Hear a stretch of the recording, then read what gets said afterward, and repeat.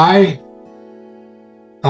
did a lot of thinking and studying about what does faith, belief, trust, those three words mean pretty much the same thing. Faith, trust, belief.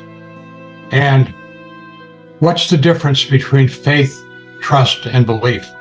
And after a lot of study, and I'm talking about years, not days or weeks, years of really thinking and researching this, fear is the opposite of trust. Fear is the opposite of faith. Fear is the opposite of belief. Our world is very much motivated by fear.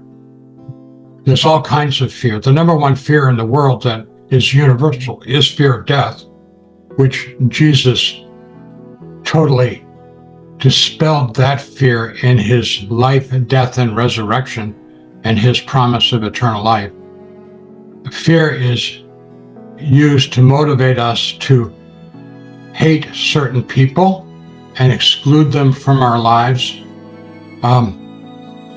I just want to throw a little anecdote in here. One time I went on a cruise with my mother and father in the Baltic region, and we went to a country that no longer exists. It was called the Soviet Union, which that was back in 1984 during the Cold War, and the United States and the Soviet Union were engaged in something called the Cold War. Basically, we were taught to hate and fear the Soviet Union, and I think that was pretty much reciprocated by them, that they were taught to hate and fear us.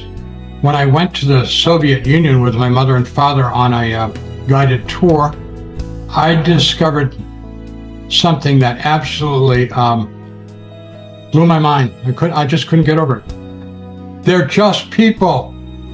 They were just people. And what I got in my short visit in the Soviet Union was like, they want to be happy. They want to have a life. They want their children to do well. They'd like to be able to, eat satisfactorily. They'd like to live in a decent situation. They'd like to have a job. They'd like to have opportunities in education. What I learned was that they were not my enemy. They weren't someone to hate. They were just like us, spoke a different language, had a somewhat different culture, but basically we were brothers and sisters in this journey called life. Fear is a big motivator by the politicians and by the governments, and fear is also used by the commercial interests. Like, if you don't have a shiny new car, there's something wrong with you. If you don't have a bigger house, something wrong with you. If you don't have wealth, there's something wrong with you. There's the commercial interests in this country are trying always to instill in us that we are inadequate. We're not good enough. There's something wrong with us. And here's the big news. In God's eye, we're perfectly adequate just the way we are. That was a huge thing that I learned from Jesus Christ, is that he loves me, he loves you, he loves us the way we are. He only wants the better for us, not the worst.